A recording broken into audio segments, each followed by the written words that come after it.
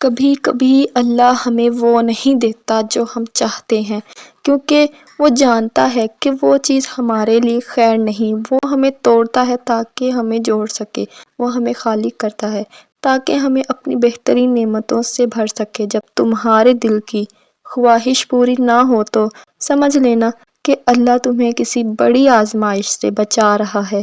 اس کا نہ کہنا بھی اس کی محبت ہے، کیونکہ وہ جانتا ہے اور تم نہیں جانتے۔ بس یقین رکھو، جو کھویا ہے وہ کچھ بھی نہیں، اور جو ملنے والا ہے وہ تمہاری سوچ سے بھی زیادہ حسین ہوگا۔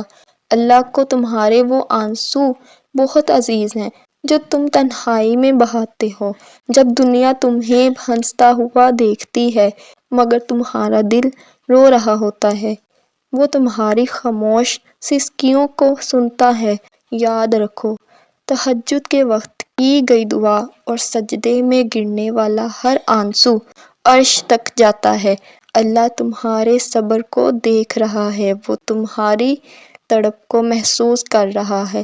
وہ تمہیں کبھی تنہا نہیں چھوڑے گا، بس تھوڑا اور صبر کر لو۔ تمہاری کن فیکون کا وقت بہت قریب ہے۔ اگر تمہاری دعا قبول ہونے میں دیر ہو رہی ہے تو مایوس نہ ہونا، اللہ کبھی دیر نہیں کرتا، وہ بس بہترین وقت کا انتظار کرتا ہے۔ حضرت موسیٰ علیہ السلام کی دعا 40 سال بعد قبول ہوئی تھی، مگر جب ہوئی تو فرعون کا نام و نشان مٹا دیا۔ تمہارا کام صرف مانگنا اور یقین رکھنا ہے، نتیجے کا فیصلہ اللہ پر چھوڑ دو۔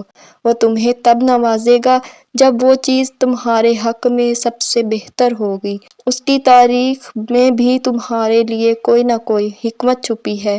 جب تمہارا دل ٹوٹ جائے اور کوئی راستہ نظر نہ آئے تو سمجھ لینا کہ اب اللہ تمہیں اپنے قریب کرنا چاہتا ہے۔ حدیث قدسی کا مفہوم ہے کہ میں ٹوٹے ہوئے دلوں کے پاس ہوں، دنیا والے تمہارا دل توڑ کر چلے جائیں گے مگر اللہ اسی ٹوٹے ہوئے دل میں اپنا گھر بنا لے گا۔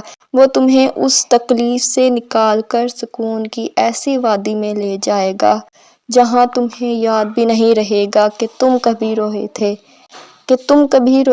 تمہارا یہ درد عارضی ہے مگر اللہ کا انعام دائمی ہے۔